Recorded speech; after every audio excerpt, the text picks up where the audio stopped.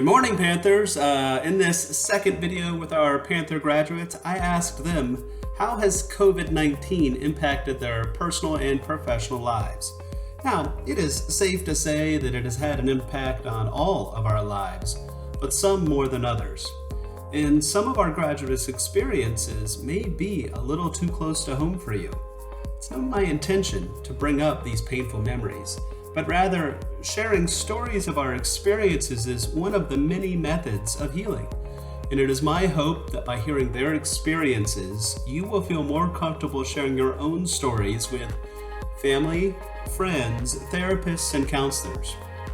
We are all in dire need of healing after this last year, and it is my hope that their stories help you find peace.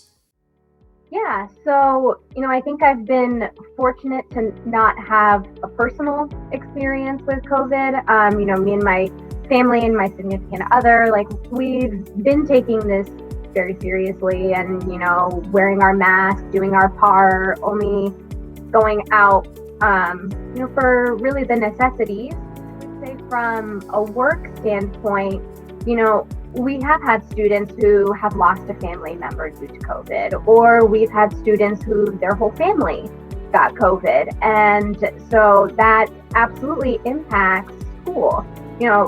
Whether that's you're sick and can't attend to school, or your whole family is sick. And so you're kind of stuck with, I need to help out with my family, and that takes time away from school. So those have all been very, very real experiences. Really trying to focus on resiliency, sending those, messages out to students that there are supports, there are things that you can do at home to relieve stress or try to make the situation as best that you can. So I feel for the teachers, I feel for students.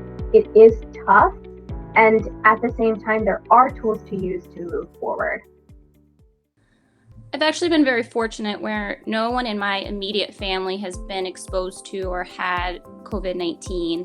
I did have some friends that have caught it. They kind of live all over the United States of America. So different experiences in different locations, typical things like fever, body chills. The only one that's had kind of lasting effects is actually one of my good friends who's a runner. He had it back around Thanksgiving time frame and is still having some difficulty breathing, so much so that he has to go and use an inhaler.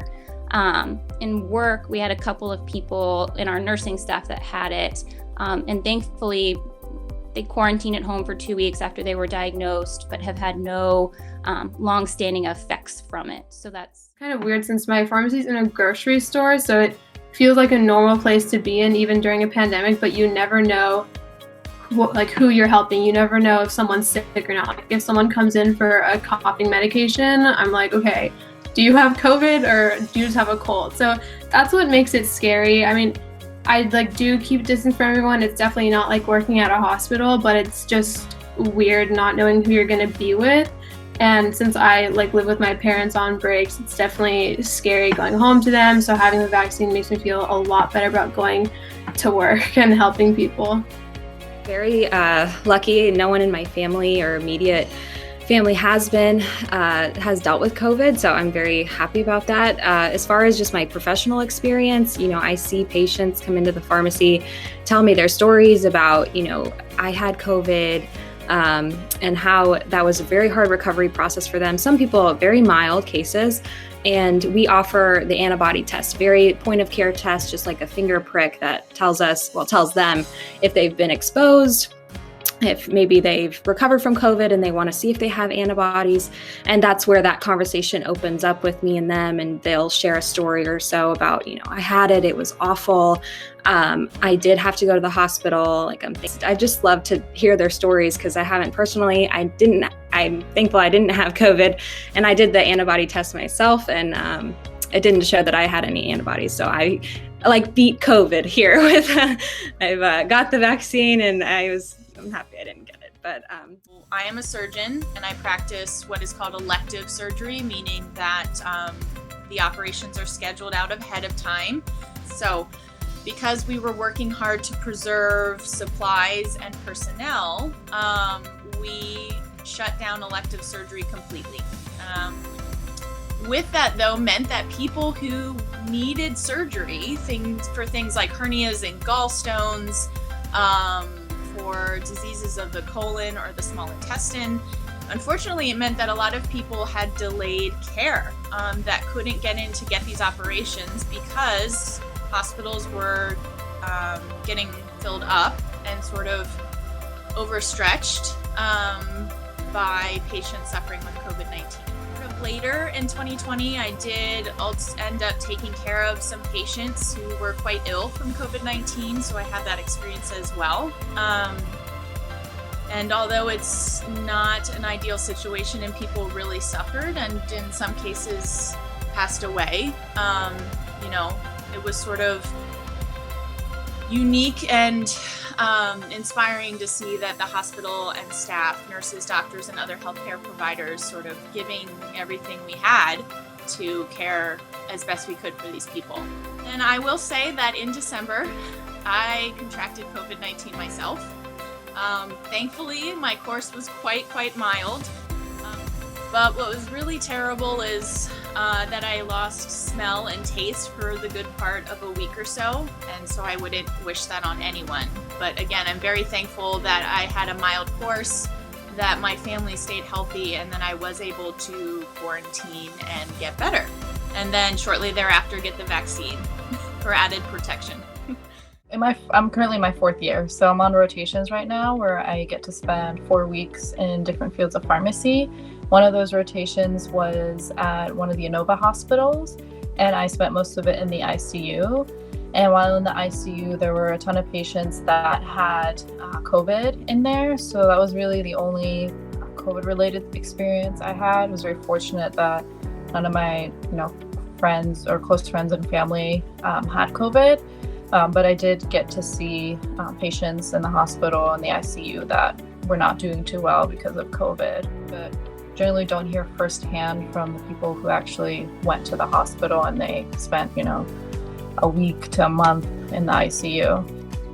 I wasn't there long enough to see if all of them made it out of the ICU, but some of them did end up getting stepped down to, they weren't in the ICU anymore, so they were in a unit that was less intensive, so it's better for them. Thankfully, the Charlottesville area has done a pretty good job of staying isolated and quarantined. So our numbers down here as a resident and a doctor have not been very high in terms of me having to treat patients walking in with COVID. However, we are the airway team, and so we are the team that does tracheostomies on patients that need to be on a ventilator for a long time because of COVID. So what I do see are the very severe aspects of COVID, and it's very real. We have a special pathogens unit at UVA that we are frequent consultants in because of that. And so what I would say is just that, we right now, a lot of us think that we are over the hump. Things are getting better because there's a vaccine. And I would just, I think I just have a lot of caution when it comes to that, because I see every single day what COVID is doing. And so there's a lot of caution.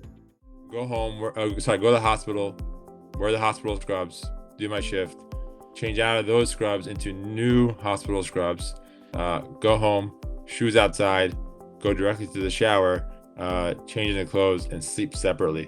And so I guess, January until March, April, and when it got really bad, when I was mentioning people were coming in really sick from the surrounding nursing homes, and the pandemic really took off early on in the spring. My wife Noor and then 2 kids went to quarantine and spent time with her parents, and so lived apart for maybe like 2.5, 3 months in total. So it's just kind of right in around March, maybe April. We were smaller than New York City, but we followed their trend. Like as they got really bad, Boston got really bad, and my hospital in particular, surrounded by a lot of nursing homes and skilled nursing facilities for elderly patients. So there's a big influx of patients who already were elderly, already had a lot of comorbidities, a lot of health issues. So it really put into perspective a lot of end-of-life discussions, really putting in front of you, like you need to be having these conversations with grandparents, parents. What are your wishes for if things were to go wrong? What would you like in terms of, we were making those calls over FaceTime, making those calls over phone, and people couldn't come in to see their loved ones, and so it was a very hard, thing to experience and to encounter, to kind of explain as best we could. And if I can put a plug for folks to talk about with their parents, with their grandparents, about what their goals of care would be, and to kind of put that in writing, so that kind of makes the decision for your loved ones a little bit easier. Most severe things that we do in order to help people in life-threatening emergencies is put them on a ventilator, and so that means putting a breathing tube into your mouth and into. That decision is not made lightly and does not happen that often.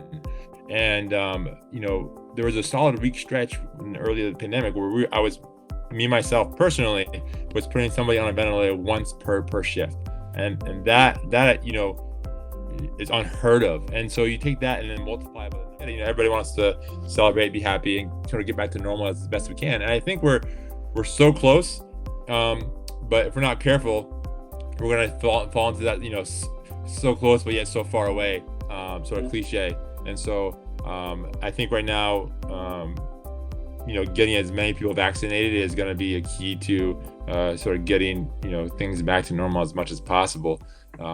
So as an ER doc, I've seen quite a few people with COVID. I just intubated someone 2 days ago for COVID-related pneumonia and having a very hard time breathing. And it's a terrible, bad disease for the people that get it severely, at least. For the people that get it not too severely, it still really knocks you down for a considerable amount of time. But some of the weird side effects we get can cause strokes in younger people. I'm not terribly old, I'm 34, and I saw a man just a few years older than myself who was blind permanently for the rest of his life because he had a stroke, which we believe to be from COVID, because he had no other reason why he would have it, which basically took away his sight. So it's the real deal. It's pretty bad, and it's great that we have a defense against it now with getting a vaccine, because there really is no medical treatment we can do beyond just supportive care and trying to give supplemental oxygen or breathing tube.